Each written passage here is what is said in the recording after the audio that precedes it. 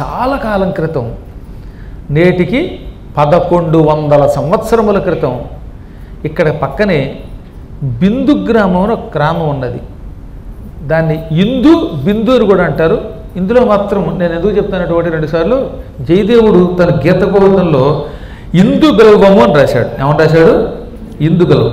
బిందు గల్వ సముద్ర సంభవ రోహిణీ రమణేన అని బిందు గల్వ అని పేరు కలిగిన సముద్ర తీరంలో ఉన్న, ఇదంతా సముద్ర తీరమే కదా.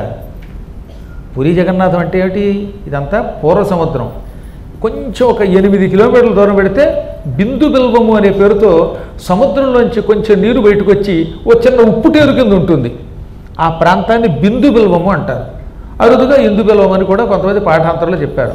ఆ ప్రాంతంలో ఈ జయదేవుడు పుట్టాడు. సరిగ్గా 1112 ఏళ్ల క్రితం పుట్టాడు ఆయన. అంతటి ప్రాచీనుడైన. మళ్ళీ చెప్తాను, ఆ ఊరి పేరు బిందు బిల్వము. బిందువు అంటే వర్షం యొక్క బిందువు, డ్రాప్ ఎలాంటిదో అటువంటిది అనమాట. బిందు బిల్వంట ఊరు. ఆ ప్రాంతం ఇక్కడికి ఇప్పుడు చాలా దగ్గరలోనే ఉన్నది. ఇప్పుడు ఏమని పిలుస్తున్నారో తెలియదు. ఒకప్పుడు మమ్మల్ని తీసుకెళ్ళారు 2018లో, ఇవన్నీ చూపించారు. అప్పట్లో చూడగలిగాం. కాలప్రభావంతో కొన్ని పేర్లు కూడా మర్చిపోతున్నాం. అయినా ఒకసారి చూసి గుర్తుపెట్టుకోవాలి. ఇప్పటికి కూడా అయోధ్యలో పుత్రకామేష్టి జరిగిన స్థలం అంటే ఎవడికి తెలియదండోయ్. పుత్రకామేష్టి ఎక్కడ జరిగిందండి అని అడుగుతారు మన వాళ్ళు, వాడికి తెలియదు. మఖోడ ఏమనాలి? మఖోడ అంటే మఖము జరిగిన స్థలం కనుక హిందీ వాళ్ళు అవధీ భాషలో మఖోడ అంటారు. అది గుర్తుపెట్టుకుంటే మీరు అయోధ్య వెళ్ళినప్పుడు అక్కడికి తీసుకెడతాడు. అంతేగాని పుత్రకామేష్టి ఎక్కడ జరిగిందండి అంటే ఎవడు చెప్పడం. పేర్లు మారిపోయాయి. అలాగే ఇప్పుడు కాలప్రభావం వల్ల మారిపోతున్న వాటన్నిటినీ మళ్ళీ మనం పసికట్టాలన్నమాట. ఆ స్థలముల పేర్లు తెలుసుకోవాలి. అందులో ఈ ఇందు బిల్వం అనే ప్రాంతంలో ఇది 2022, అందులోంచి 1112 సంవత్సరాలు తీసేసేయండి. తీసేస్తే అప్పుడు పుట్టాడు ఆయన. ఆయన తండ్రి పేరు భోజదేవుడు. పరమ వైష్ణవులు, భాగవతోత్తములు. వాడు కృష్ణ భక్తి కలిగిన కుటుంబం. అది దివ్య కుటుంబం అన్నమాట. ఇంకా కృష్ణనామ సంకీర్తన తప్ప ఇంకేది వినేవారు కదట. మరీ అంత భక్తి అనమాట. అదేం తప్పు కాదు, ఎవరిష్టం వాళ్ళది. ఇతర ద్వేషం లేనంత వరకు ఏదైనా పర్వాలేదండి.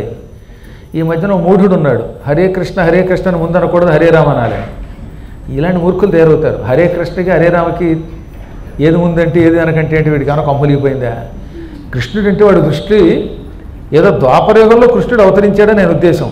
కానీ కృష్ణుడు గోలోకంలో ఎప్పుడూ ఉన్నాడనే విషయం తెలీదు. వీళ్ళకి పురాణాల మీద పట్టు ఉండదు, సంస్కృతం ఉండదు. ఏదో 2 అక్షరాలు చదువుతారు. చదువుకుని ప్రతి అడ్డమైన వాడు పురాణం చెప్పేవాడే తయారైపోయాడు. అందువల్ల ఏమవుతుంది, హరే రామ అనాలి తప్ప హరే కృష్ణ అని ముందు అనకూడదని, హరే కృష్ణ అనకూడదని వీడికి ఎవడో చెప్పొచ్చాడు. ఇటువంటి పిచ్చాడు చాలామంది తయారవుతారు.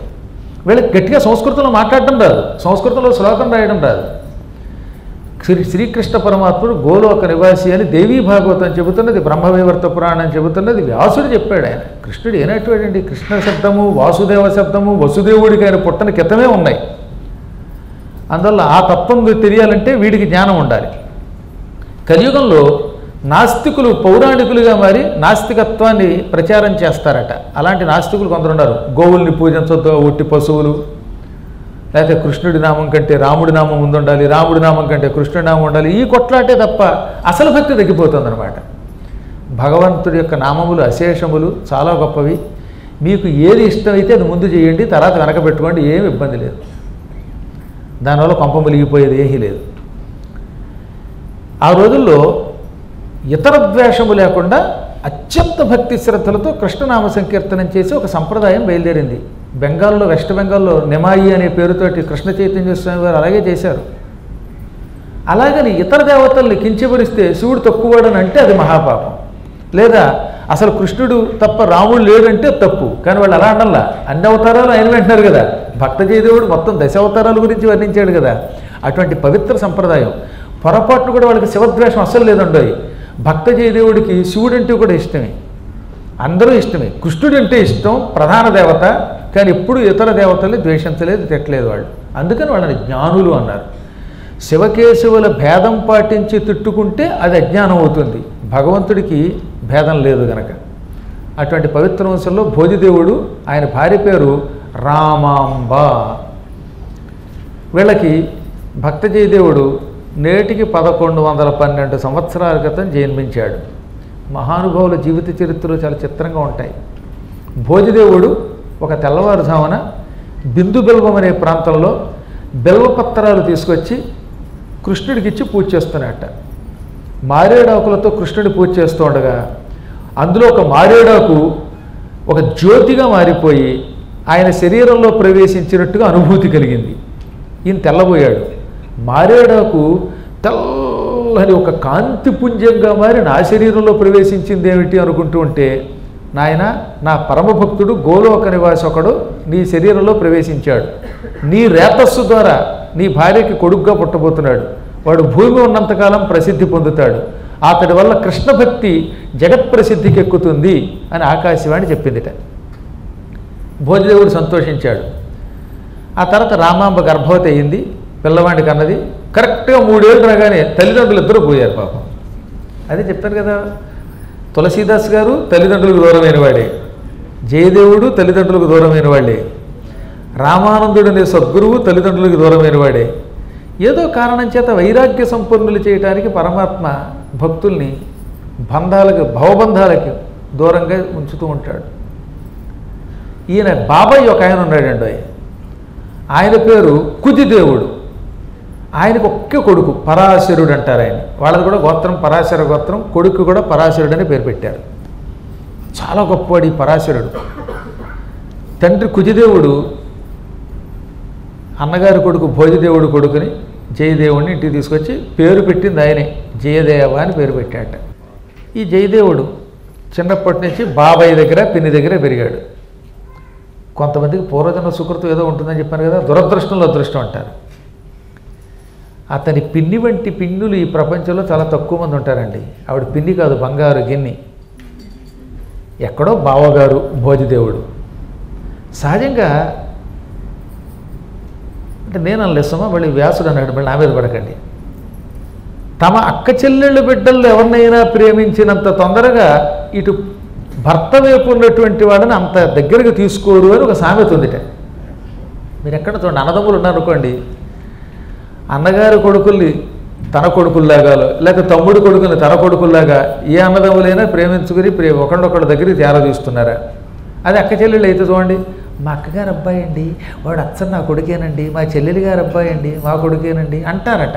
నేను అనలేదు, వ్యాసుడు అన్నాడు, మీకు అనుమానం వస్తాయని అడిగా. నాకు సంబంధం లేదు, నాకు అసలు ఈ భవబంధాలే తెలియదు. ఈవిడ నిజానికి తనకి ఏ సంబంధం లేకపోయినా, పోనీ ఆ బావగారితో కాదు తోడుకోడలతో కానీ అనుబంధం లేకపోయినా, భోజదేవుడి కొడుకుని తన బావగారి కొడుకుని కన్నబిడ్డ కంటే పరాశరుడి కంటే ఎక్కువ పెంచింది. తన కొడుక్కి 1 లడ్డూ పెడితే జయదేవుడికి 2 లడ్డూలు పెట్టేది. వీడికి వెన్నపూస పెడితే వాడికి నూనె వేసేదిట. అంత జాగ్రత్తగా చూసింది. అతన్ని చూస్తే వాడికి అంత ముచ్చట కలిగింది, కారణజన్ముడు కావడం వల్ల. పినతండ్రి కూడా అలాగే చూశాడు. చిన్నప్పుడు ఆ రోజుల్లో మహానుభావులైనటువంటి పండితులు ఉండేవారు. ఈ ఒరిస్సా ప్రాంతం కాదు, యావత్ భారతదేశము సంస్కృతం తప్ప మరో భాష లేదు ఆ రోజుల్లో. ఇప్పుడంటే ప్రాంతీయ భాషలు వచ్చాయి, కానీ ఆ రోజుల్లో యావత్ ప్రపంచం సంస్కృతమే, సంస్కృతంలోనే మాట్లాడేవారు. సామాన్యులు ప్రాకృత భాష, పైశాచిక భాష, రాక్షస భాషల్లో మాట్లాడేవారు. లంకలో రాక్షస భాష ఉండేది, కొన్ని ప్రాంతాల్లో పైశాచిక భాష ఉండేది, అరబ్ కంట్రీస్లో. మిగతా వాళ్ళు ప్రాకృతం అని మాట్లాడేవారు. అంటే ఏమిటి, కొంచెం తక్కువ సంస్కృతంలోంచి పుట్టినటువంటి భాష అన్నమాట. ఉదాహరణకి చెప్పరా, ఇప్పుడు భోజనం చేసావా, ఇది కొంచెం సంస్కార భాష. అదే పామర్లు కూడు గుడిచావా అంటారు, అది భాష అంతేది, అదేం దోషం అంటంలా. అన్నం తిన్నావా అన్నారు, ఇప్పుడు కూడా వన్నం తింటావా, వన్నం అంటారు. అన్నం వన్నం అయింది వీడి దగ్గరికి వచ్చేసరికి. అలాగే సంస్కృతం క్రమక్రమంగా భాషలో మార్పు వచ్చిందనమాట. అందుకని సంస్కృతం యొక్క మార్పు ప్రాకృతము అని పిలువబడింది. ధర్మ, దమ్మ. అందుకే ఇప్పుడు కూడా బౌద్ధులు దమ్మ అంటారు తప్ప ధర్మ అనలేరు. చాలా చూశారు మీరు, అది కూడా ప్రాకృతం అన్నమాట. అంగారహ సంస్కృతం, అది ప్రాకృతంలో ఎంగాలో, అంగారహ ఎంగాలో, అదే తెలుగులో ఎంగళం అయ్యింది. అగ్నిహి సంస్కృతం, అగ్గి, ఇది ప్రాకృతం, తెలుగులో అగ్గి అయ్యింది. జ్ఞాన శబ్దం ఉంది, జ్ఞానం, అది సంస్కృతం. అదే గానం, అదేమో ప్రాకృతం, తెలుగులో ఏమైపోయింది, అదే గానం అయిపోయింది. ఈ విధంగా రకరకాలుగా భ్రష్టత్వం చెందుతూ ఉంటాయి, భాషల్లో చాలా మార్పు వస్తూ ఉంటాయి. కాబట్టి సంస్కృతం లేకపోతే ప్రాకృతం లేదు, ప్రాకృతము సంస్కృతము రెండింటి తనలో కలుపుకున్న తెలుగు భాష. నేను సంస్కృతములో కాక అచ్చ తెలుగులోనే మాట్లాడతా, అచ్చ తెలుగులో అవధానం చేస్తానంటే అదో పిచ్చి. అచ్చ తెలుగు కాదు, పిచ్చి తెలుగు అంటారని కుదరదు. ఏదో ఎప్పుడో ఒకసారి సరదాగా చూపించు, రెగ్యులర్ అంటే ఎలా కుదురుతుందండి? అచ్చ తెలుగులో కావ్యాలు రాస్తే ఎప్పటికి కూడా వాళ్ళకి తెలుస్తుంది. అదొక అందం చూపించడానికి వాళ్ళు రాశారు. కాబట్టి కొన్ని పిచ్చి తెలుగులు మానేసి హాయిగా సంస్కృతం తెలుగు కలిపి మాట్లాడితే బాగుంటుంది. ఇప్పుడు పద్మాకర శబ్దం ఉంది, సంస్కృత శబ్దం ఇది, అవునా? నేను తెలుగులో చెప్తానంటే ఎలాగా? తామర కొలను అంటే ఏం బాగుంటుంది? అసహ్యంగా ఉంటుంది. లక్ష్మీ నరసింహమూర్తి గారి పేరునేమో ఇప్పుడు లక్ష్మీ లచ్చి అంటాం, ఈ నరసింహమూర్తిని ఏమంటాం కర్మ కాకపోతే? ఆ నరశబ్దాన్ని మార్చలేక చచ్చి తల ప్రాణం తెచ్చుకొచ్చి ఆ సింహ శబ్దాన్ని సింగంగా మారిస్తే ఏం బాగుంటుంది? కాబట్టి కొన్ని కొన్ని పదాలు ఏమీ బాగుండవు, ఎంత గెంజుకున్నా బాగుండవు అనమాట. ఆవిడెవరో ఆవిడకొని మంజుల, ఈ మంజుల్ని తెలుగులో ఏం మరి చెప్తూ ఎంత అందంగా చెప్పి ఎంత ప్రయత్నించినా మంజుల్లా ఉండదు. అది ఉంటుందా? ఉండదు. కాబట్టి భగవంతుడు మనకి సద్బుద్ధినిచ్చి హాయిగా ఉన్న భాషను అలాగే కంపు చేసుకోకుండా ఉండే లక్షణం ఇచ్చుగాక అని కోరుకుందాం. అప్పట్లో అంత సంస్కృతం మాట్లాడే ఆ కాలంలో సంస్కృతంలో పూర్తిగా వ్యాకరణము అవి నేర్చుకున్నాడు, ఛందస్సు నేర్చుకున్నాడు, అన్నిటి మీద పట్టు వచ్చింది. ఈయనకి సరిగ్గా 12వ ఏట ఒక అపూర్వమైన వరం వచ్చిందిట. జయదేవుడు తన 12వ ఏట సోదరుడు అంటే పెనతండ్రి కొడుకు పరాశరుడితో కలిసి సముద్ర తీరంలో తిరుగుతున్నాడు. ఆ సముద్రం ఒక రకమైన నీలంగా కనపడిందిట, నీలాంబుధి నీలవర్ణంలో. చూస్తూ ఉండగా ఆ సముద్రం నీలంగా ఉన్నది, కాళ్ళు చేతులు ముక్కులు కలిగిన ఒక అపూర్వమైన రూపం ధరించింది. అటువంటి రూపాన్ని అంత పూర్వం ఎప్పుడు చూడలేదు ఆయన. అది మంచి జడలు ధరించింది. ఆ జడలు ఎర్రగా ఉన్నాయి. ఆ జడల చుట్టూ రుద్రాక్షలు తులసి పూసలు ఉన్నాయి. మెడలో ఓ జంక చర్మం మనం యజ్ఞోపేతం వేసుకున్నట్టుగా చుట్టబడి ఉంది. అటువంటి మహాత్ముడు నల్ల జంక చర్మం ధరించిన నీలమైన మనిషిగా సముద్రం ఈయనకి దర్శనమిచ్చింది. ఇది సముద్రమా లేక నీలవర్ణంతో ఉన్న పురుషుడా అని ఇతడు అనుకుంటూ ఉండగా సముద్రం కాకుండా సముద్రంలో నుంచి ఒక నీల పురుషుడు వచ్చాడు. ఆ నీల పురుషుడిని ఎప్పుడు చూసినట్టు తెలియట్లేదు ఆయనకి. నీలంగా ఉన్నాడు, జటాజోటాలు ఉన్నాయి, చాలా అందంగా ఉన్నాడు, మహాకాంతి స్వరూపుడై ఉన్నాడు. ఎవరో తెలిసినా తెలియకపోయినా అతడు మహాత్ముడని అర్థమయ్యిందిట. వెంటనే సాష్టాంగ నమస్కారం చేశాడు. కస్త్వం, ఎవరు మీరు అన్నాడు. నువ్వెవడవి అని అడిగాట. ఆయన చిరునవ్వు నవ్వుతూ ఉంటే అక్కడికి ఇంకొక ఆయన వచ్చాడు. ఈ వచ్చిన ఆయన చిరునవ్వు నవ్వి, నాయన నీ పూర్వజన్మ సుకృతం వల్ల ఈయన దర్శనమైంది, ఈయన ఎవరో అని అడుగుతున్నావా? ఈయన్ని తెలుసుకొని వాడు ఎవడన్నా ఉంటాడా? నువ్వు రోజు కృష్ణ కృష్ణ అంటూ కృష్ణుడి లీలలు గురువుల ద్వారా నేర్చుకుంటున్నావే, నువ్వు చదువుతున్న భాగవతం రాసిన వేదవ్యాస మహర్షి ఈయనే నాయన అన్నట్టు. వ్యాసుడు కూడా నీలంగా ఉంటాడు. పురాంసు పయోద నీలతను భాసిలు ఉజ్వల దండధారు పింగాంసు జటాఛటాభరణు ఆగమపుంజ పదార్థతత్వ నిస్సంశయకారు కృష్ణ మృగచర్మ కృతాంబర కృత్యు భారతీ వంశ వివర్ధను త్రిదశ వందితు సాత్యవతే యుకొల్చెద. ఎంత అద్భుతమైన రూపం అండి ఇది. నిజానికి ఈ పద్యం తిక్కన గారిది, ఇప్పటికీ చాలామందికి తెలియదు. ఇది భీష్మ పర్వంలో ఉంటుంది. చూడండి ఒకసారి మీకు ప్రారంభంలో పొడుగ్గా ఉన్నట్టు ఆయన. పయోద నీలతను భాసిలు, మేఘము వలె నల్లని శరీరంతో ఉంటాడు ఆయన. నల్లని మేఘం వంటి శరీరం కలిగిన వాడు. ఉజ్వల దండధారు, ధగ ధగ వెలిగిపోతున్న ఒక దండం ధరిస్తాడు. సన్యాసులు పూర్వం దండం ధరిస్తేవారు. ఇప్పుడు కూడా త్రిదండి అనే పేరుతో ఉన్నటువంటి వాళ్ళందరి దగ్గర దండం ఉంటుంది చూసారా, పక్కనే కర్ర. ఆయన దండం ఉన్నదట. ఆ దండం కూడా సూర్యుడి వలె వెలిగిపోతూ ఉంటుంది. ఇంకా జడలు పింగళ వర్ణంలో గోరోచన వర్ణంలో ఉంటాయి. పింగళ వర్ణం అంటే అక్కడ గోరోచన వర్ణం అన్నమాట. ఆ రోజుల్లో వేదములు ఎక్కడ చదవాలి, ఎలా మొదలెట్టాలి, అర్థం ఎలా చెప్పాలి, ఏ వేద భాగములకు ఏం పేరుంది ఎవరికి తెలియసేది కాదు. వేదం అంటేనే పెద్ద సందేహాలతో కూడిన ఒక పుట్ట, జ్ఞాననిధి. ఆ వేద సందేహాలు తొలగించి 4గా విభజించి ఋగ్వేదం, యజుర్వేదం, సామవేదం, అధర్వణ వేదం అనే పేరుతో 4 వేదములుగా విభజించి పైలుడు, జైమిని, వైశంపాయనుడు, సుమంతుడు అని పేరు కలిగిన 4 శిష్యులకి ఇచ్చిన మహాత్ముడు. అందుకే ఏమన్నారని ఆగమపుంజ పద అర్థ తత్వ నిస్సంశయకారుడు. వేద సమూహములో ఉన్న ప్రతి పదములకు అర్థం చెప్పి, సూక్ష్మార్థం చెప్పి, గూఢార్థం చెప్పి, తత్వం తెలియజేసి సందేహాలన్నీ పూర్తిగా తొలగించేసేట ఆయన. నల్ల జింక చర్మం ధరిస్తాడు ఆయన. నల్ల జింక చర్మం అంటే ఆయనకి ఇష్టం. జింకల్లో కూడా నల్ల జింక అంటే కొంచెం శ్రేష్టమైనది. ఆ జింక చర్మాన్ని ధరించిన వాడు ఆయన. భారత వంశాన్ని పెంచాడు ఆయన. లేకపోతే అసలు భారత వంశం నశించిపోయేది. ఆయనే ఇటు ధృతరాష్ట్రుడు, పాండురాజు, విదురుడు ముగ్గురిని సృష్టించిన వాడు ఆయన. అందుకే భారతీయ వంశ వివర్ధనుడు. భారత వంశం నాశనం అయిపోతున్నప్పుడు సత్యవతి పిలవగా అంబికకి, అంబాలికకి సంతానం ఇచ్చి తద్వారా ఇటు కౌరవులు, పాండవులు పుట్టేలా చేసి ఈ వంశాన్ని అభివృద్ధి చేసిన వాడు ఆయన. 2 అర్థములు. భారతీయ వంశవర్ధనుడు అంటే ఇటు భారత వంశాన్ని పెంచాడని ఒక అర్థం, సరస్వతీదేవికి సంబంధించిన సంప్రదాయాన్ని పెంచాడు ఆయన. భారతీయ వంశం అంటే సారస్వతం, సరస్వతీదేవికి సంబంధించిన పుస్తకాలు. ఇన్ని పురాణములను మనకు అందించిన వాడు ఆయన. వాటిని అభివృద్ధి చేసిన వాడు ఆయన. త్రిదశ వందితుడు. దేవతలు కూడా ఆయనకి నమస్కరిస్తారు. దేవతల నమస్కారం అందుకోవటం అంత తేలిక కాదు. ఆయన దేవతల చేత కూడా పూజింపబడినవాడు. సత్యవతీ పుత్రుడు, పరాశర పుత్రుడు, ఆ మహాత్ముడు ఈయనే అనగానే వెంటనే నమస్కరించాడు ఆయన. పక్కనున్న పరాశరుడికైతే మతిపోయింది. మా గోత్రం పరాశర అనుకున్నాం, మా అందరికీ మూలకారకుడైన పరాశర పుత్రుడు ఈయనేనా అని అలా కళ్ళల్లోంచి ఆనంద బాష్పాలు వస్తుండగా చూశాట. నాయన జయదేవ, నీ సోదరుణ్ణి పక్కకి పంపిస్తే నేను నీకు మంత్రోపదేశం చేస్తాను. ఈ మంత్రానుష్ఠానం విడిచిపెట్టకుండా చేస్తే శ్రీకృష్ణ పరమాత్మ అనుగ్రహం నీకు అవుతుందన్నాడు ఆయన. మంత్రం వీడికి ఇవ్వలేదు. ఎవరికి? పరాశరుడికి. కేవలం జయదేవుడికి ఇచ్చాడు.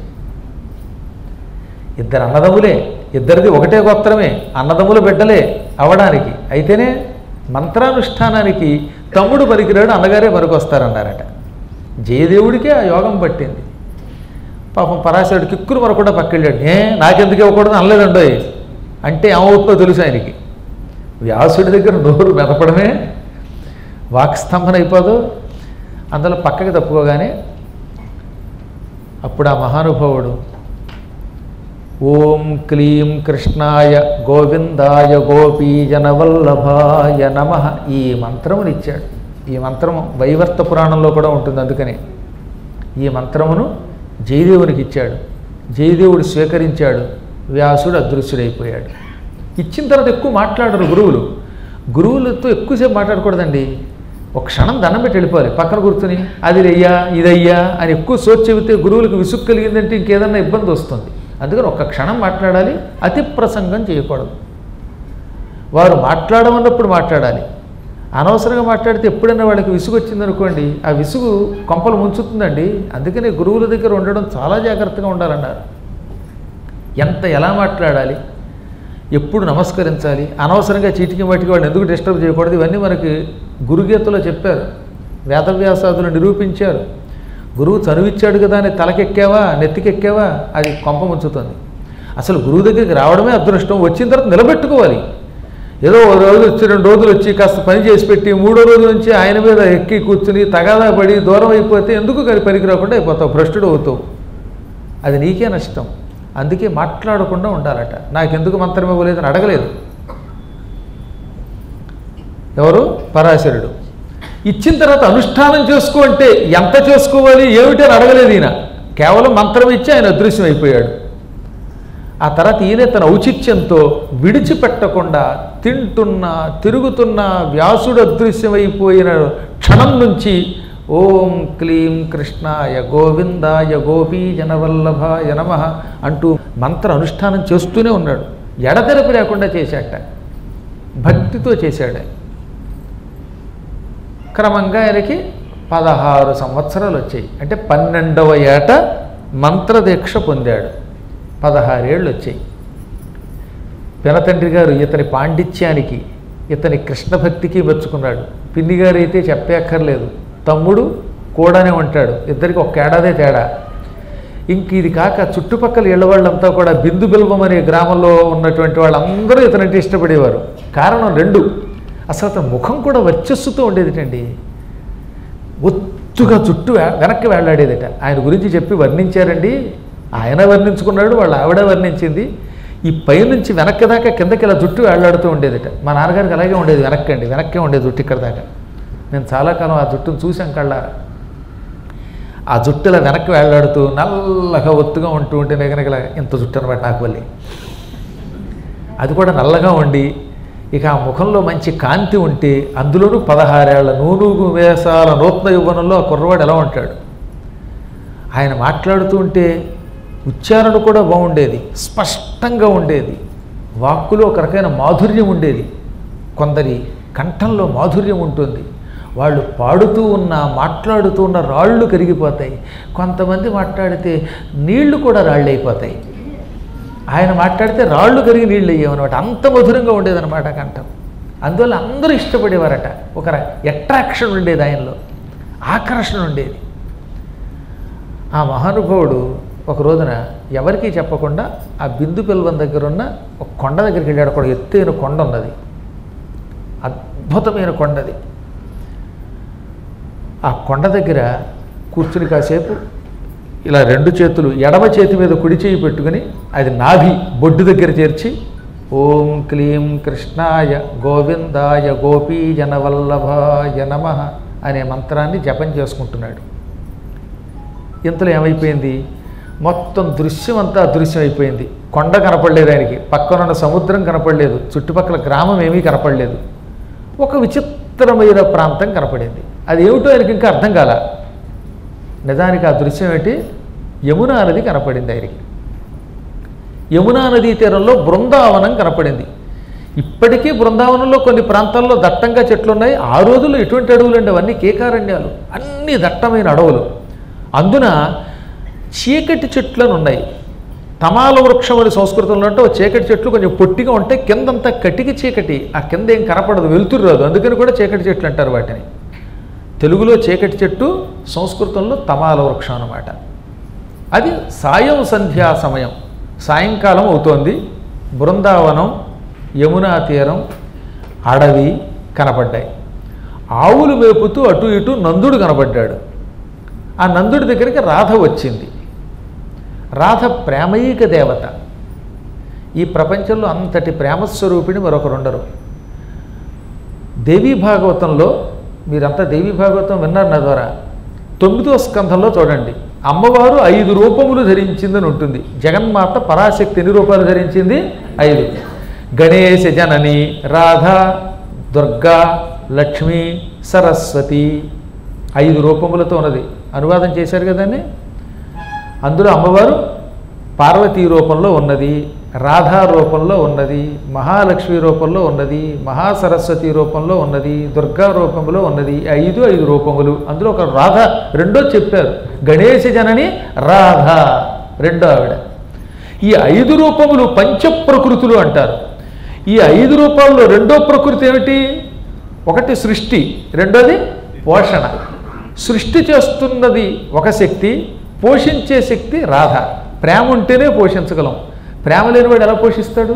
నీకు ప్రేమ ఉంటే వాడికి ఏదైనా లడ్డూ పెడతావు, స్వీట్ పెడతావు, ఇంత అన్నం పెడతావు. ప్రేమ లేకపోతే దిక్కుమలాడికి ఎందుకు పెట్టాలి? మీ పాటలు మీరు పడండి, అడుక్కు తినండి అంటారు. పోషించే లక్షణం కలిగిన ప్రేమైక స్వరూపిణి రాధగా అమ్మవారే మారింది. ఇదే శ్లోకం యథాతథంగా బ్రహ్మవైవర్త పురాణంలో ఉంటుంది. అందులో అద్భుతంగా రాధాతత్వం చెప్పారు. ఇక గర్గభాగవతం, గర్గ సంహిత, గర్గభాగవతం అని కూడా దాన్నే పిలుస్తాం. ఇంక అందులో చెప్పేకర్లా. రాధ అంటే జయదేవుడు సృష్టి అనుకోకండి సుమా, వేదవ్యాసుడి పురాణాల్లోనే ఉన్నది. ఎందులో ఉందన్నాను? దేవీ భాగవతం, బ్రహ్మవైవర్త పురాణం, నారద పురాణం. ఈ పురాణములలో ఉందో లేదో మీరు ఇంటికి వెళ్ళి చూసుకుని అడగండి. లేదు అని నిరూపిస్తే ఇక నేను పురాణం చెప్పను. అంటే ఉందని చెప్పడానికి అంత స్ట్రాంగ్గా చెబుతాను అనమాట. దేవీ భాగవతం 9వ స్కంధంలో ఉంటుంది రాధ. శంఖచూడుడి చరిత్రలో రాధ శపించడం వల్లే భూలోకంలోకి వచ్చింది తులసి అని ఉంటుంది చూడండి. బ్రహ్మ వైవర్త పురాణంలో ఉంది, ప్రత్యేకముగా నారద పురాణంలో కూడా ఉంది. ఇక గర్గ సంహిత అయితే చెప్పేక్కర్లేదు. గర్గ భాగవతంలో గర్గుడు స్వయంగా భాగవతం రాశాడు. గర్గుడు అంటే యాదవ కుల పురోహితుడు. ఆయనే కాలయవనుణ్ణి సృష్టించాడు. యయాతి మహారాజు గారి దగ్గర నుంచి ఆయన అక్కడే ఉన్నాడు పురోహితుడిగా. యదువంశస్థులందరికీ ఆయనే కుల పురోహితుడు. ఆయన స్వయంగా గర్గ సంహిత లేక గర్గ భాగవతం అనే పేరుతో భాగవతం రాశాడు. కృష్ణుడికి పేరు పెట్టింది ఆయనే. అంత గొప్పవాడు ఆయన. ఆయన రాసిన దాంట్లో అద్భుతంగా ఉంటుంది రాధాతత్వం. ఇన్ని రకములుగా ఉంటే అసలు రాధే అనే పాత్రే లేదని ఎవడన్నా అంటే అది అజ్ఞానం కాదటండి. అటువంటి తత్వం అమ్మవారి యొక్క దివ్యస్వరూపం రాధాదేవి యమునా తీరంలో ఈ జయదేవుడు కళ్ళు మూసుకున్నట్టుగా కనపడిందనమాట. ఆయన చేస్తున్నది కృష్ణ మంత్రం. మళ్ళీ గుర్తుపెట్టుకోవాలి, ఆయనకు బృందావనం కనపడింది, యమునా తీరం కనపడింది. ఆ యమునా తీరంలో గోవులు మేపుతున్న నందుడు ఉన్నాడు. నందుని దగ్గరికి రాధ వచ్చింది. రాగానే ఆయన కృష్ణుడు చిన్నపిల్లాడు. అప్పటికి కృష్ణుడికి 3 ఏళ్ల నుంచి 5 ఏళ్ల మధ్యలో ఎంతో వయస్సు అంతే. 5వ ఏట బృందావనానికి వెళ్ళారు కనుక అది 5 ఏళ్ళు అనుకుందాం కాసేపు. శ్రీకృష్ణుడు 5వ ఏట బృందావనానికి వెళ్ళినట్టుగా భాగవతంలో ఉంది కనుక సరిగ్గా 5 ఏళ్ళు. ఈ కుర్రవాడిని రాధ చేతిలో పెట్టాడు. రాధేమో మీలాగా పొడుగ్గా ఉంది, యువతి. ఈయన 5 ఏళ్ల కుర్రాడు. ఇది దృశ్యం కనపడింది ఆయనకి. వెంటనే ఆసుగా ఆయన మొట్టమొదటి శ్లోకం రాసుకున్నాడు. అప్పటి వరకు ఆయన ఏది శ్లోకం రాయలే, కవిత్వం రాయలేదు. తెలియకుండానే కవిత్వం తనకొచ్చింది. మేఘైర్మేదురమంబరం వనభువశ్యామాస్తమాలద్రుమైః నక్తం భీరురయం త్వమేవ తదిమం రాధే గృహం ప్రాపయ ఇత్థం నందనిదేశతశ్చలితయోః ప్రత్యధ్వకుల్జద్రుమౌ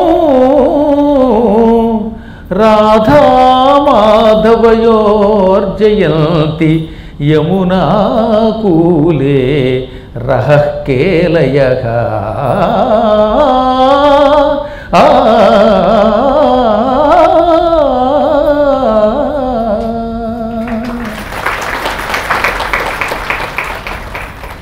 రాధామాధవయో, రాధామాధవుల యొక్క రహః రహస్యపు, కేళయ క్రీడలు, కేళి అది బహువచనం, కేళయ అవి క్రీడలు.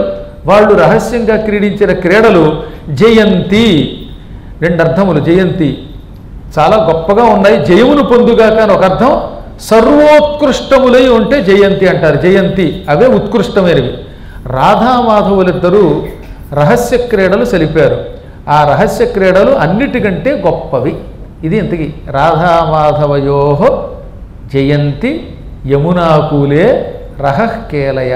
యమునాకూలే, యమునా నదీ తీరమునందు అక్కడ ఉన్నటువంటి ప్రాంతములో రాధామాధవయో, రాధామాధవుల యొక్క, రాధాకృష్ణుల యొక్క రహః కేలయ రహస్య క్రీడలు జయంతి సర్వోత్కృష్టములై ఉన్నాయి. చాలా గొప్పవి. అంతకంటే గొప్ప క్రీడలు లేవు. ఇంతకీ ఆ క్రీడలకు ముందున్న బ్యాక్గ్రౌండ్ అంతా ఇక్కడ రాశారు. నందుడు రాధని పిలిచాడు. రాధే అంటే ఓ రాధ. సంస్కృతంలో రాధ అనే శబ్దం సంబోధనలో రాధే అంటే ఓ రాధ అని అర్థం అన్నమాట. ఆకాశంలో మేఘములు దట్టంగా ఆవరించాయి. నల్లని మబ్బులు ఆకాశం అంతా కమ్మేశాయి. ఈ శ్లోకం రావడం కోసమే నిన్నటి నుంచి మన కోసం మబ్బులు ఆకాశంలో కమ్మాయి. ఈ శ్లోకంతో మొదలైంది కదా ఆయన కీర్తన. అందుకే మనం అడుగు పెట్టిన దగ్గర నుంచి ఒకటే మేఘములు. లేకపోతే ఎందుకు మేఘాలు వస్తాయి? అప్పటిదాకా లేంది. అంబరం అంతా, ఆకాశం అంతా నల్లని మేఘములతో దట్టంగా ఆవరింపబడి ఉన్నది. మరో పక్కన ఈ అడవిలో చీకటి చెట్ల నుంచి చీకటి కూడా వ్యాపిస్తుంది. అసలే సాయంత్రం, పైగా ఆకాశంలో మేఘాలు. ఇవి సరిపోక ఇక్కడున్న చెట్లన్నీ చీకటి చెట్లు, తమాల వృక్షములు. అందువల్ల ఏమవుతుంది?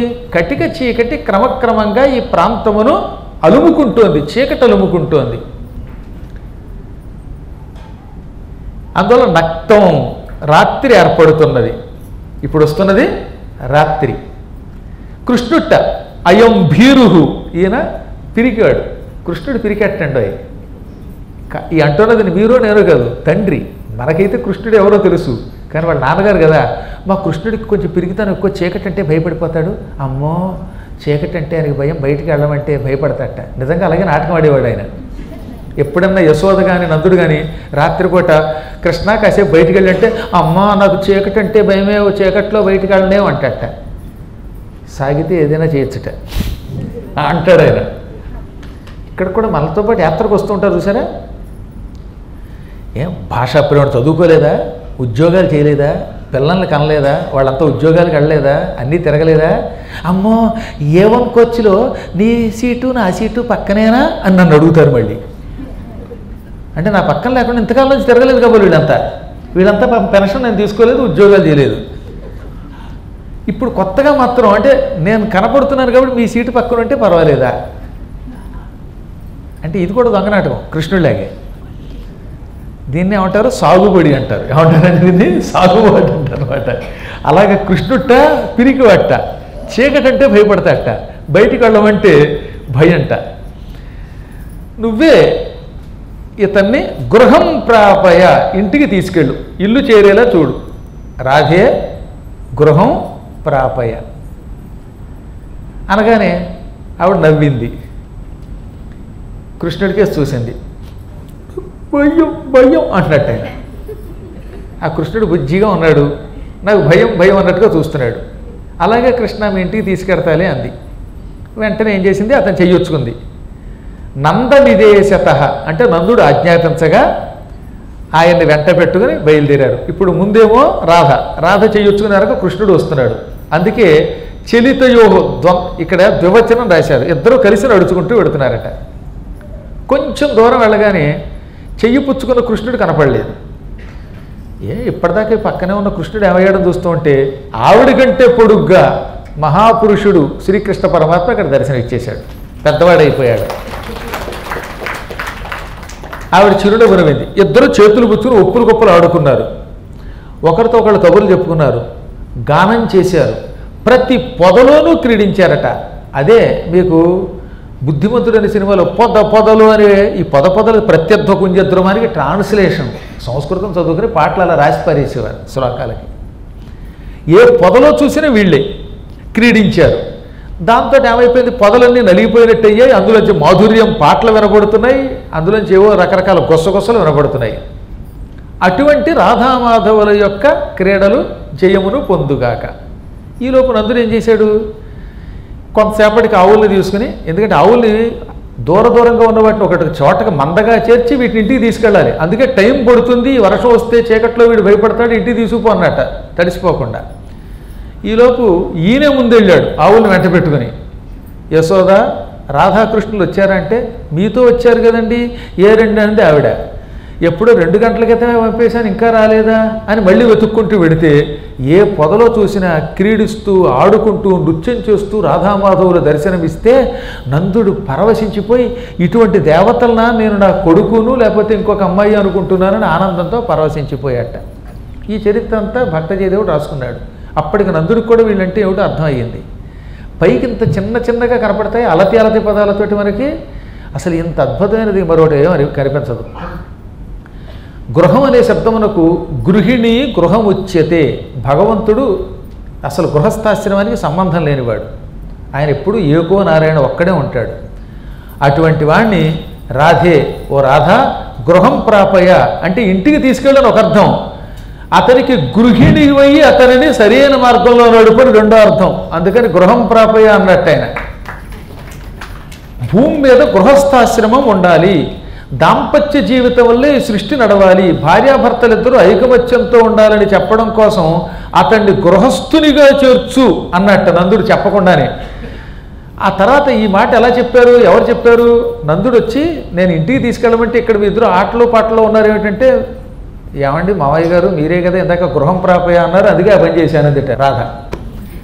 గృహం ప్రాపయ అంటే ఇంటికి తీసుకెళ్ళు కదా అంటే గృహిణి గృహముచ్యతే అని శాస్త్రం చెబుతున్నది మీకు తెలియదా అంది ఆవిడ. అమ్మ బాబోయ్ నేనేదో సామాన్యుడిని పెద్దగా చదువుకోలేదు, నీకెంత పాండిత్యం ఉందని తెలిస్తే నేను కొంచెం జాగ్రత్తగా మాట్లాడేవాడిని అన్నట్టు ఆయన. ఇందులోనే ఇంకోటి ఏమిటో తెలిసిన మేఘశబ్దమునకు అర్థం తెలుసుగా మీకు? మేఘఛన్నంతు దుర్దినం. ఆకాశం అంతా మేఘం ఆవరింపబడితే దాన్ని దుర్దినము అంటారు. సూర్యుడు కనబడకుండా ఆకాశం అంతా నల్లని మబ్బులతో నిలబడితే దాన్ని ఏమంటారు? దుర్దినము. ఆ రోజున అన్నం తినకూడదట ఆ పూట. అందుకే సూర్యుడి దర్శనం అయితే కానీ పూర్వకాలంలో అన్నం తినేవారు కదా, దాని బదులు పండో ఏదో తినేవారు. కొంతమంది అన్నీ ఇప్పుడు ఏమీ లేవులేండి, లేవగానే కాఫీ తాగేస్తుంటే ఇంకా అన్నం తినకపోవడం ఏముంది. చాలా అద్భుతమైన నియమములు కలిగినటువంటి కాలం మంది.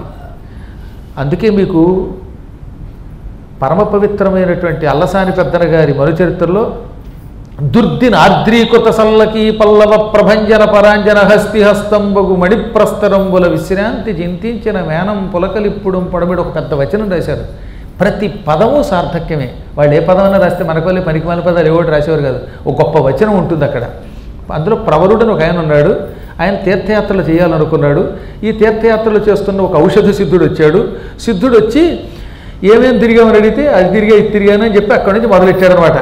అది ఎట్లుండే వినుము గృహస్థరత్నంబ లంబమాన రవిరథ తురంగ శృంగార చారు చామర ఛట ప్రేక్షణ క్షణోగ్రీవ చమర సముదయంబగు ఉదయంబునంగల విశేషంబులు శేషపణికినైన లెక్కింప శక్యంబే అంధకరిపు కంధర వాస వాసుకి వియోగ భవ దుర్వ్యథ భోగ భోగిని భోగ భాగ పరివేష్టిత పటీర విటపి వాటిక వేల్లదేలా లతా వలయంబగు మలయంబునంగల చలువకు విలువ ఇయ్యది అకటకట వికట కోట కోటి విటంక శృంగాట కాఢోగమాన జలదిందు బెంబగడదమృత దుద్దినార్ద్రీ కృత సల్లకి పల్లవ ప్రభంజన పరాంజన హస్తి హస్తంబగు మణిప్రస్తరంబుల విశ్రాంతి చింతించిన మేనం పులకలిప్పుడు వడమెడు స్వస్వప్రవర్ధిత వర్ధిష్ణు ధరణీరుహ సందోహ దోహద ప్రధాన సమాన ఖేల దైల విల విలాసిని విలాస వాచాల తులా కోటి కలకలాహూయమాన మానస మదాలస మరాళంబగు రజత శైలంబు నోలంబులం కాలగడు విహార ప్రదేశంబులంగన్న సంస్కృతి క్లేశంబులు వాయువే సతత మద జల శ్రవణ పరాయణ ఐరావణ విషాణ కోటి సముట్టంకిత కటక పరిస్ఫురత్ కురువింద కందళ వ్రాత జాత అలాత శంకాప సర్పద భ్రము భ్రమి విభ్రమ ధురంధరంబు మేరుధరాధరంబు శిఖరంబుల సోయగంబులు కలయం గనుం గొనుట బహుజన్మకృత సుకృత పరిపాకంబునంగాక ఏల చేకూర నేర్చునేరిట్టి మహాద్భుతంబులు ఈశ్వరానుగ్రహంబున అల్పకాలంబున కనుంగుంటి ననుటయు ఈషదంకురిత హసన గ్రసిష్ణు గండయుగలుండగుతూ ప్రవరుండతనికి ఇట్లని అంటాడు. ఇందులో ఎందుకు చెప్తానంటే సాధారణంగా దుర్దినము అనే ప్రాంతం ఎక్కువగా శివుడు ఉన్న చోట్ల ఉంటుంది. శివుడు హిమాలయ పర్వతాల్లో ఉన్నాడు. మొన్న కూడా మీరు అందరూ కేదారం వచ్చారా? అది కాలగడు విహార ప్రదేశం, శివుడు తిరిగే చోటు. మాట వరుసకు కూడా ఉత్తరాయణ పుణ్యకాలం దాటిన దగ్గర నుంచి దక్షిణాయనం వచ్చే మధ్యలో కొంతసేపు ఏదో మధ్య మధ్యలో కనపడతాడు సూర్యుడు. మళ్ళీ రేపు కార్తీక మాసం నుంచి మళ్ళీ ఉత్తరాయణం వచ్చేదాకా ఇంచుమించుగా వైశాఖం దాకా పూర్తిగా అదంతా మంచుతో నింపబడి ఉంటుంది. ఆ సమయంలో ఆ ప్రాంతంలో వాటకు కూడా సూర్యుడు కనపడ్డాడు. అటువంటి సూర్యుడు కనిపించని ఆ కాలంలో ఆ ప్రాంతంలో ఇద్దరు తిరుగుతూ ఉంటారట మహాపురుషులు. ఒకడు శివుడు, ఒకడు కేశవుడు. ఈ శివకేశవులిద్దరూ శివుడేమో పార్వతీ సమేతంగా, విష్ణుమూర్తి ఏమో ఆ సమయంలో అక్కడ కేవలం రాధాదేవితో కృష్ణుడు అనే పేరుతో రూపంతో నిరంతరం అక్కడ క్రీడలు ఆడుతూ ఉంటారు. వాళ్ళ క్రీడలు ఆడుతూ ఉంటే ఆ క్రీడలకు అక్కడున్న ప్రాంతంలో కొంత మంచు కరిగి అది నది రూపంలో ప్రవహించి భూలోకంలో మందాకిని అనే పేరుతో మనందరి దగ్గరికి వస్తుందట. ఈ ఇద్దరు కనుక అక్కడ క్రీడించకపోతే, నృత్యం చేయకపోతే, మంచు పూర్తిగా గడ్డగట్టేస్తే ఆ కాలంలో గంగానది లేకుండా పోతుంది. అందుకని గంగని ఇవాళ మనకి ప్రవహింపజేయడం కోసమనే పరమ పూజ్యులు వాళ్ళు ఆ పని చేస్తూ ఉంటారు. ఇప్పుడు ఇక్కడ బృందావనంలో కూడా అదే పని చేశారట. ఇందాక ఏమన్నాడు? ఆకాశం అంతా దట్టంగా మబ్బులు అలుముకున్నాయి అంటే అది దుర్దినము. దుర్దినమైనప్పుడు బృందావనం కాసేపు కైలాసంగా కూడా మారిపోతుంది. ఆ సమయంలో ఆకాశంలో శివకేశవులు ఇద్దరు ఉంటారు. శివుడు తెల్లగా ఉంటాడట. అందుకే శివుడికి రాధాదేవికి పెద్ద తేడా ఉండదు. శ్రీకృష్ణుడు నల్లగా ఉంటాడు. శ్రీకృష్ణుడు కావాలనే స్త్రీ రూపం ధరించి శివుడితో కాసేపు మోహిని రూపం ధరించి తాను శివుడితో కలిసి నృత్యం చేస్తూ ఉంటాడు ఆ ప్రాంతంలో. అటువంటి సమయంలో ఇందులో ఎవరు స్త్రీ ఎవరు పురుషుడు తెలియదట శివకేశవుల్లో. ఆ దృశ్యం చూడడానికి నారదాదులు కూడా తిరిగి వస్తారు. అందుకనే చెప్పకుండానే ఈ ప్రాంతంలో రాధే అనగా మోహిని రూపంలో ఉన్నటువంటి పరమాత్మ, ఇదిగో ఇతడు శివుడు, ఇతడితో కలిసి నీవు క్రీడించుము అని నందుడు అంటే సాక్షాత్తు నందీశ్వరుడు పలికినట్టుగా కూడా అందులో చెప్పకుండానే శివపరమైన అర్థం కూడా ఉందన్నారు. నేనల్లా పెద్దలు చెప్పిన అపూర్వమైన వ్యాఖ్య. తెలియకుండానే నందము కలిగిన వాడు కనుక నంది అన్నారు ఆయన్ని, నందస్వరూపుట్ట. ఇంత అపూర్వమైన భావం ఒక్క పద్యంలో రాసేశాడు ఆయన, ఒక శ్లోకంలో రాశాడు ఆయన, ఒక శ్లోకంలో. ఇది ఎంత అద్భుతంగా ఉంది. మళ్ళీ వ్యవహారంలోకి వచ్చి కాసేపు ఆకాశం అంతా నల్లగా మేఘములతో ఆవరింపబడి ఉన్నది. చీకటి చెట్ల నుంచి చీకటి వస్తున్నది. మరికొద్దిసేపట్లో చీకటి అయిపోతే కృష్ణుడికి భయం వల్ల ఇంటికి వెళ్ళలేడు. రాధ ఈతడిని ఇంటికి తీసుకెళ్ళు అని నందుడు చెప్పగా వాళ్ళిద్దరూ బయలుదేరారు. దారిలో శ్రీకృష్ణుడు దివ్య రూపం ధరించి రాధాదేవితో క్రీడించాడు. ఆ పరమ పవిత్రమైన రాధామాధవుల క్రీడలు ఉత్కృష్టములు, సర్వోత్కృష్టములై ఉన్నాయి. అవి ఎప్పుడు జయమునే ఇస్తాయి, అవి జయిస్తాయి. వాళ్ళ క్రీడలు లోకానికి విజయానికి చేకూరుస్తాయి అని రాశాడు ఆయన. అందులో అపూర్వమైన రూపము చూశాడు, వాళ్ళ నృత్యం చూశాడు. ఆ నృత్యం మామూలుగా కదా, రాసక్రీడల దృశ్యం ఎంత బాగా రాశారండి. అసలు నిజంగా భాగవతంలో రాసపంచాధ్యాయి అని ఉంటుంది. అది అర్థమైతే ఇక నీకు పునర్జన్మ లేదు పొమ్మన్నారు. నేనలాగా శ్రీధరుడు అన్నాడు, ఈ ప్రపంచంలో ఎప్పటికీ ఎవ్వడికీ అర్థం కాని అపూర్వ భావనలు అందులో ఉన్నాయి. వాటి గురించి చెప్పడానికే జీవితం సరిపోదు. వాటిని అర్థం చేసుకుని తరించిన వాళ్ళు ఎంతోమంది ఉన్నారు. వల్లభాచార్యుల వారు, రామానుజాచార్యుల వారు, శంకరాచార్యుల వారు, ఇటువంటి మహానుభావులంతా వాటికి విశిష్ట స్థానం ఇచ్చారు. కంచి పరమాచార్యుల వారు దాన్ని వర్ణించారు. కృష్ణ చైతన్య స్వామి దాన్నే వర్ణించాడు. పరమ భాగవతత్వములంతా వర్ణించారు.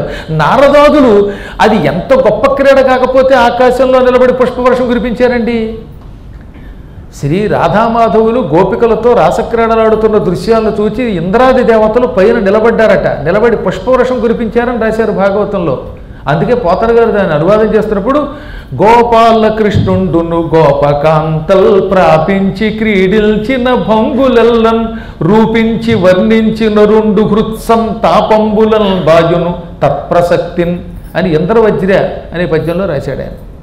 గోపాలకృష్ణుడు గోపకాంతలు ఎంతో ఆనందంతో క్రీడించారు, నృత్యం చేశారు, జలక్రీడలాడారు.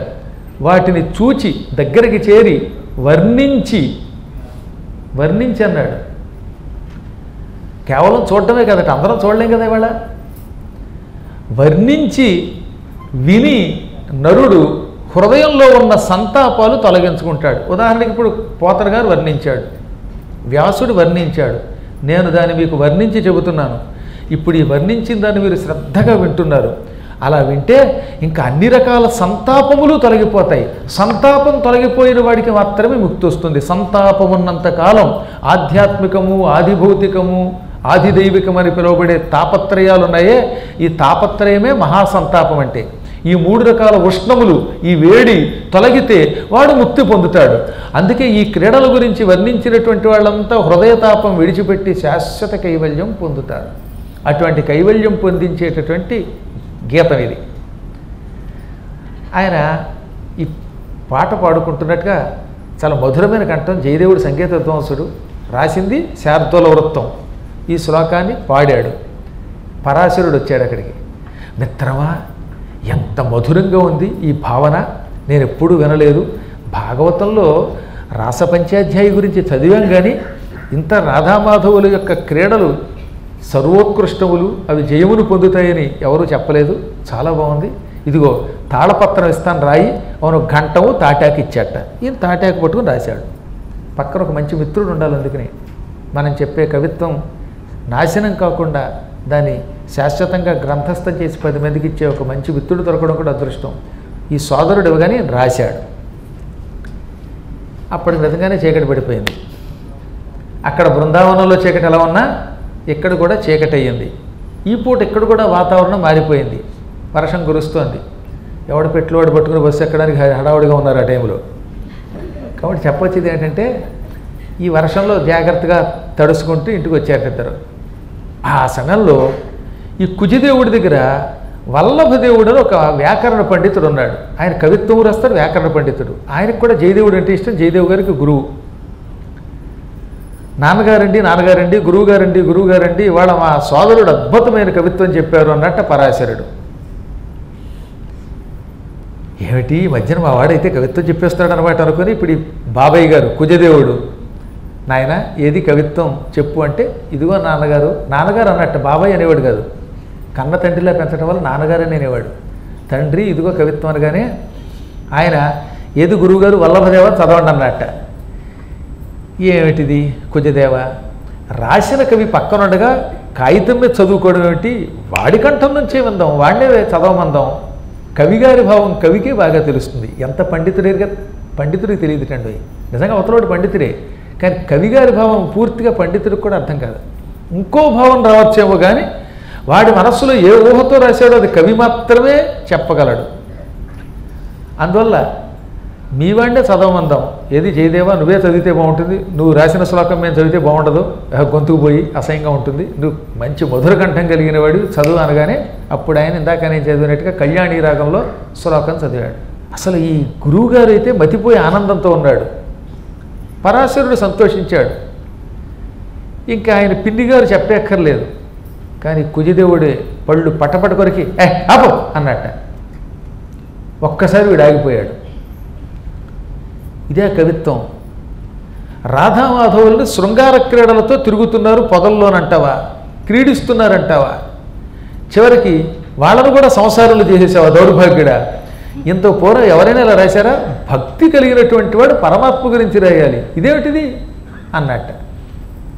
అంటే భార్యాభర్తలుగా ఉండడం అనేది ఆయనకి ఎందుకో నచ్చలేదు పాపం. ఆయనకి రాధామాధవులు హాయిగా విహరించడము, గోపికలతో తిరగడము, ఇవన్నీ ఆ రోజుల్లో ఇటువంటి కొంతమంది చేదస్తులు ఉండేవారు. అందుకని అదంతా కేవలం శృంగార కవిత్వము అనుకున్నాడు. తీసి ఆ తాళపత్రాలు తగలబెట్టి స్నానం చేసి సంధ్యావందనం చేసుకో అన్నాడు. నాకు నిజంగాను రాధామాధవులు సముద్ర తీరంలో కనబడ్డారు. నేను మీకు చెప్పలేదు, వ్యాసుడు ఒకప్పుడు నాకు మంత్రం ఇచ్చాడు. ఆ మంత్రానుష్ఠాన ప్రభావంతో రాధామాధవులు బృందావన దర్శనం ఇచ్చారు. ఇది చూసి రాశాను తప్ప మనస్సులో ఊహించి రాయలేదు, అందువల్ల తగలబెట్టనన్నాడు. తగలబెట్టకపోతే నేను ఇంట్లోకి రానివ్వను, నా ఇంట్లో చెప్పు అన్నాడు. పోవడానికైనా ఇష్టపడతాను కానీ తగలబెట్టాను. ఆ కాగితాలు కూర్చొని భోజనం చేయకుండా ఇంట్లో చెడిపోయాడు పాప చీకట్లో. పాపం ఈ వల్లభదేవుడు అనే గురువుగారు, ఏమిటై అలా చేసావు, పిల్లవాడిని ఇంతకాలం పెంచి 16 ఏళ్ళు నిండినటువంటి వాడిని కేవలం ఒక చిన్న పట్టింపు కోసం ఇంట్లోంచి గంటేసావా అంటే, ఏం చేయనండి, నా భగవంతుడు కృష్ణుడు అంటే నాకు చాలా ఇష్టం, ఆయన సర్వాంతర్యామే, ఆయనకి స్త్రీ పురుష భేదమే లేదు, స్త్రీ పురుషులుగా మరి క్రీడించడం అనే పదం నాకు నచ్చలేదు అన్నట్ట. ఇప్పుడు సమయం చూసుకుని వాళ్ళ ఆవిడ లేచింది. ఆవిడ చాలా పతివ్రతే. ఉత్తప్పుడు భర్త గారికి సేవ చేయనిచ్చేది, శిష్యుల్ని పిలిచి మా ఆయన కాళ్ళు నొక్కండి అనేది. ఎప్పుడు ఆయన పీక నొక్కలేదు. కానీ ఇప్పుడు అవకాశం వచ్చింది. ఏమందావిడ, ఏమిటండి ఇది మీ చేదస్తం అంతకంతగా పెరిగిపోతుంది, తల్లి లేని పిల్లవాడిని పువ్వుల్లో పెట్టి పెంచాను నేను, నా కొడుకు కంటే వాడిని ఎక్కువ ప్రేమగా పెంచాను, ఒక్క ముక్క ఎప్పుడు అనలేదు నేను, వాడు కూడా ఒక్కనాడు వ్యతిరేకంగా మాట్లాడలేదు. భగవంతుని అనుగ్రహం పొంది ఇంత మధురమైన కవిత్వం రాస్తే వాడిని మెడబట్టుకు గంటేస్తారా, అన్నం తినకుండా గంటేస్తారా అనగానే పాప ఆయన కరిగిపోయి తీసుకుని దిక్కుమాలండి భోజనానికి అన్నట్ట. మళ్ళీ అక్కడ కూడా దిక్కుమాలి వాడే. లోపల ప్రేమ లేక కాదు, ఇదొక విచిత్రమైన బాధ. పిల్లలు ఎక్కడ పాడైపోతారో అని ఆయన ఊహ అయింది. అనగానే అమ్మయ్య నాన్నగారు ఈ మాట అన్నారు కదా అని పరాశరుడు ఈ సోదరుడు కోసం వెతికాడు. ఎక్కడికి వెళ్ళినా సోదరుడు కనపడలేదండి.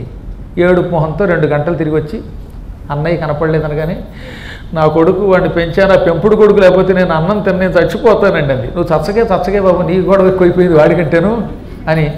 నాయన పరాశర ఏదో రకంగా అన్నయ్యని ఇక్కడికి తీసుకురారా అన్నట్ట. మరి వాడి కవిత్వం గొప్పదని ఒప్పుకుంటారా అంటే, కాళ్ళు పట్టుకు బతిమాలమంటే బతిమాలతానులే, తీసుకురా అన్నాడు ఆయన. ముందు భోజనాన్ని తీసుకురా అన్నట్ట. అన్నగారిని తీసుకురాకుండా ఇంటికి రాను అని శపథం చేసి పరాశరుడు ఇంట్లోకి బయలుదేరి వెళ్ళిపోయాడు. 2 నెలలు తిరిగాడు. ఈ 2 నెలలు ఇంట్లో కూర్చుని ఈవిడ సరిగ్గా అన్నం తినక ఆవిడ బాధపడింది, బాబాయ్ గారు బాధపడ్డారు, గురువుగారు బాధపడ్డారు. ఏమైపోయాడో కనపడలేదు ఈయన. పరాశరుడు ఆయన కోసం తిరుగుతూనే ఉన్నాడు. అవన్నీ అడవుల్లో ఆశ్రమాలు కదండి, ఎక్కడికి వెళ్ళిపోయాడో తెలియదు కదా. అలా తిరుగుతూ ఉంటే మహానదీ తీరంలో కేకారణ్యంలో ఒక ఆశ్రమం ఉన్నది. అక్కడికి వెళ్ళిపోయాడు జయదేవుడు. రాధారమణ స్వామి అని ఒక ఆయన ఉండేవాడు. ఆయన శుద్ధ బ్రహ్మచారి. నా ఆశ్రమంలో పగటిపూట తప్ప రాత్రిపూట స్త్రీలకి ప్రవేశం లేదు అని ఒక స్ట్రిక్ట్ బోర్డు పెట్టాట ఆయన. ఎందుకంటే ఎంత గొప్పవాడైనా ఎప్పుడొకప్పుడు బుట్టలో పడచ్చు కనుక బ్రహ్మచారిగా ఉంటాను, బ్రహ్మచర్య దీక్షతో ఉంటాను, ఎవరు రాకూడదని ఒక బోర్డు పెట్టి చాలా ఆశ్రమములు స్థాపించి దాదాపు 500 మంది శిష్యులకి మంత్రోపదేశం చేసి వారందరి చేత కృష్ణుని ఉపాసన చేయిస్తున్న పుణ్యాత్ముడు ఆయన. ఆయనకి రాధారమణుడు అని పేరు. ఆయనకి రాధారమణ అనే నామమే ఇష్టం బాగా. రాధ యొక్క భర్త రాధకి ఆనందం కలిగించేవాడంటే ఉన్న ఇష్టం ఉత్తి కృష్ణ అనడం అంత ఇష్టం ఉండదట. రాధాకృష్ణులు అనాల్సింది ఆయనకి, పక్కన రాధ చేర్చాలి. అమ్ముంటేనే అయ్యవారు అంటాడు ఆయన. అటువంటి మహానుభావుల ఆశ్రమాలు నేను ఆ మధ్యన మాత్రం ఒక 10-12 ఏళ్ల క్రితం ఆ ఆశ్రమం ఇంకా ఉందన్నారు మహానదీ తీరంలో. మరి ఎక్కడుందో ఇప్పుడు వెతకలేము, చూద్దాం. భగవంతుడు అనుగ్రహిస్తే అటువంటి పుణ్యాత్ముల ఆశ్రమాలు మళ్ళీ దొరకచ్చేమో. ఏళ్ళు గడిచిపోతున్నాయి కదండి. 10 ఏళ్ల క్రితం ఉన్న కొంపలు ఉండటం లేదు ఇవాళ. గణపురంలో మేము ఒక లంకంత కొంపలో ఉండేవాళ్ళం. ఇప్పుడు ఆ కొంపంతా కూలిపోయి అద్భుతమైన బిల్డింగ్ కట్టారు అక్కడే, ఎవరో తీసుకుని. అక్కడికి వెడితే మా ఇల్లు అక్కడ ఉందని మాకు తెలియదు. అందువల్ల అన్నీ మారిపోతున్నాయి. అందున 1100 సంవత్సరాల క్రితం నాటి మాట అంటే ఇప్పుడు ఇంక ఈ అడవులు ఏమున్నాయి, అడవుల్లో గుడిసెలు ఏముంటాయి, ఆశ్రమాలు ఏముంటాయి. కాలప్రభావంలో అన్నీ మారిపోయాయి. అందుకే కాలోహి దురతిక్రమ అన్నారు. కాకపోతే ఒక అదృష్టం ఏంటంటే ఆ మహానుభావులు తిరిగిన ప్రాంతాల్లోకి మనం కనీసం అడుగు పెట్టామని సంతోషించిందండి. ఆశ్రమం దొరకకపోయినా అటువంటి మహాత్ములు నడయాడిన దివ్యస్థలాలు ఇవన్నీ కూడా మన పూర్వజన్మ సుకృతం వల్ల యాత్రలు చేయటం అనే ఒక మంచి అలవాటు వచ్చింది. ఆ యాత్రలో నియమబద్ధంగా జీవించడం అలవాటు వచ్చింది. ఆసక్తి ఏర్పడింది. శాస్త్ర ప్రకారం పురాణాలు చెప్పుకుంటున్నాం, మహాత్ముల యొక్క చరిత్ర చెప్పుకోగలుగుతున్నాం. అలా జీవితాన్ని చరితార్థం చేసుకుంటున్నాం. ఈ జయదేవుడు నడుచుకుంటూ అరణ్యంలో పిచ్చాళ్ళే తిరిగాడనమాట. ఎక్కడ చూసినా ఆయనకు కృష్ణుడే కనపడేవాడు అనమాట. అంతా కృష్ణమయమే, సర్వం కృష్ణమయం జగత్. నేను ఇక్కడికి వచ్చే ముందు గురు పూర్ణిమ పూజ అయ్యింది. రాత్రి పడుకున్నాను.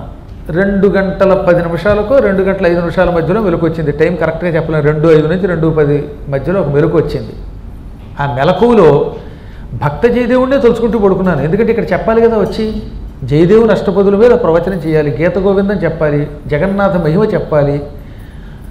పైగా మిగతా పురాణాల్లాగా వీటిని కంఠస్థం చేసే అవకాశం ఎవరికి ఉండదు. జయదేవుని అష్టపదులు ఆయన జీవిత చరిత్ర కంఠస్థం చేయడానికి ఒక సరైన గ్రంథాలు దొరకడం కష్టం. వాటిలో ఎన్నో విశేషాలు ఉంటాయి. తెలుగు కాదు, కవిత్వం, పూర్తి సంస్కృతం. సంస్కృతంలో ఒక్కొక్క దానికి ఎన్నెన్నో అర్థాలు ఉంటాయి. పైగా అన్వయం కూడా.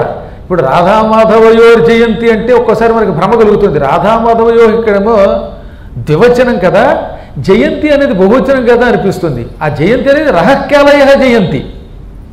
కానీ రాధామాధవులు ఇద్దరు జయంతురుగాక కాదు, జయతి జయత జయంతి. ఈ జయత బదులు జయంతి ఏమిటి అని ముందు మనకు అనుమానం గబుక్కులు కొత్తలో చదివేటప్పుడు వస్తాయి. పోనీ పెద్ద పెద్ద వ్యాఖ్యాన గ్రంథాలు ఏం దొరకవు వీటికి. అలాంటప్పుడు కొంచెం వాటిని పట్టుకోవడం కష్టం. అందుకని నేను కృష్ణుడిని తలుచుకుంటూ, కృష్ణ జయదేవుడి గురించి తెలియాలి, జగన్నాథస్వామి గురించి అనుభూతి కలగాలి. నాకు అనుభూతి కలగకపోతే చెప్పలేను, ఇతరులు చూసి చెప్పడం నాకు తక్కువ అలవాటు. ఎవరో రాసిన వ్యాఖ్యానాలు ఇంకోటో వాటిని చూసి చెప్పలేను. నేను జీర్ణించుకొని నాకంటూ ఒక అభిప్రాయం వస్తే కానీ చెప్పలేను. నేను పుస్తకమే చూస్తూ పురాణం చెప్పి అలవాటు తక్కువ. అంటే శ్లోకాలు చదవకూడదని కాదు, అంత అలవాటు తక్కువ వచ్చింది ఇప్పుడు మాకు. మొదటి నుంచి అదొక అలవాటు అయిపోయింది చిన్నప్పటి నుంచి. ఎలా అనుకుంటూ ఉంటే సరిగ్గా గురు పూర్ణిమ బుధవారం అయింది కదా, రాత్రి పడుకుంటే తెల్లవారితే గురువారం 2 గంటల 5 నుంచి 2 గంటల 10 నిమిషాల మధ్యలో భగవంతుడు ఒక అపూర్వ రూపంతో దర్శనమిచ్చాడు. అదే ఇప్పుడు మీకు ఇచ్చిన పాంప్లెట్. ఇందులో రవ్వంత అతిశయోక్తి లేకుండా చెబుతున్నమాట. అపూర్వ రూపంలో మహాసౌందర్యంతో కృష్ణుడు కనపడ్డాడు. ఆయన వక్షస్థలం మీద లక్ష్మీదేవి ఉంది, పాదాల దగ్గర భూమి ఉంది. చూస్తూ ఉండగా వామన రూపంగా మారి ఒక కాలుతో భూమిని అదిమినట్టు కనపడింది అనమాట.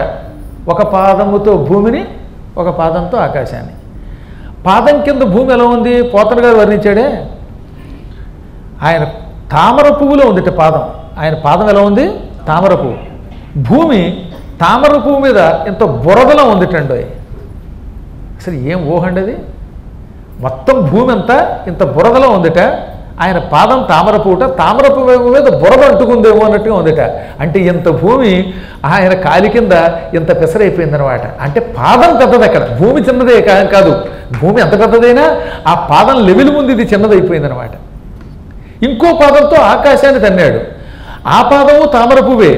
ఈ తామర పువ్వు మీద తుమ్మెదలో ఉందిట. ఏది? ఆకాశం. ఒక ఆకాశమేమో పాదపద్మం మీద ఉన్న తుమ్మెదట, ఇదేమో పాదానికి అంటుకున్న బురదట. పంక లవము కొమరు మిగిలే అంటాడు భాగవతంలో పోతన గారు. అది కూడా ఇంత పెసరు పంకంట, పైగా పంక లవం. పోనీ ఇంత బురదల్లా ఇంత పెసరు కాలికంటుకున్న బురదలో ఉందట. అప్పుడు భూదేవి ఆయన పాదాలను ఆశ్రయించుకుందా లేదా? ఆ రూపం దృశ్యం కనపడింది. అప్పుడు రాసిన పాట అనమాట. అందుకే ఈ పాట నేనే రాసుకుని ట్యూనింగ్ కూడా నేనే కట్టుకు పెట్టుకున్నాను మీకోసం అనమాట. చెప్పాను కదా, శృతి కుదిరితేనే పాడండి, శృతి కుదరని వాళ్ళు మతిని పెట్టి వినేయండి. నారాయణ మహీశ వైకుంఠపుర నివాస, నారాయణ. బాగుంది. ఇప్పుడు పాడిన వాళ్ళు ఎవరైనా నాతో పాడు సరిగ్గా శృతి అంటారు దాన్ని. ఏ మాత్రము తేడా లేకుండా పాడినటువంటి వాళ్ళు ఇప్పుడు పాడిన వాళ్ళు అందరూ ఒకసారి చేస్తండి, నేను కళ్ళారా చూస్తాను. దాదాపు ఒక 10-12 మంది ఏమాత్రము శృతి తప్పకుండా పాడారన్నమాట. నీలాంబుద ప్రకాశ నిజ భక్త హృదయవాస, నారాయణ మహీశ వైకుంఠపుర నివాస, నీలాంబుద ప్రకాశ నిజ భక్త హృదయవాస, ఉరమందు సిరివసింప చరణముల ధరల శింప, ఉరమందు సిరివసింప చరణముల ధరల శింప, నిన్ను కొలుచు వారి కొరకు విచ్చేసినావు ధరకు, నారాయణ మహీశ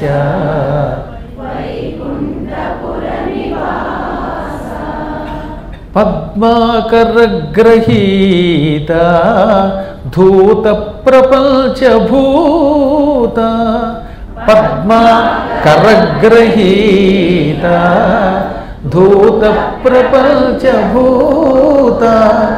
నాశిత నృలోక కష్ట సద్భక్త భక్తి తుష్ట, నారాయణ మహీశ వైకుంఠపుర నివాస, నీలాంబుద ప్రకాశ నిజ భక్త హృదయవాస, నారాయణ మహీశ వైకుంఠపుర నివాస.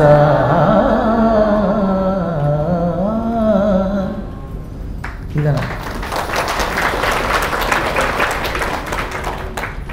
మాకే ఈ యుగంలో ఉన్న వాళ్ళకే భగవంతుడు ఇలా ఆనందంగా ఉన్న రూపంతో, విచిత్ర రూపంతో, విశిష్ట రూపంతో దర్శనమిస్తే ఇంకా ఆనాటి భక్త కవులకి జయదేవుడు లాంటి వాళ్ళకి దర్శనం ఇవ్వడంలో ఆశ్చర్యం ఉందండి.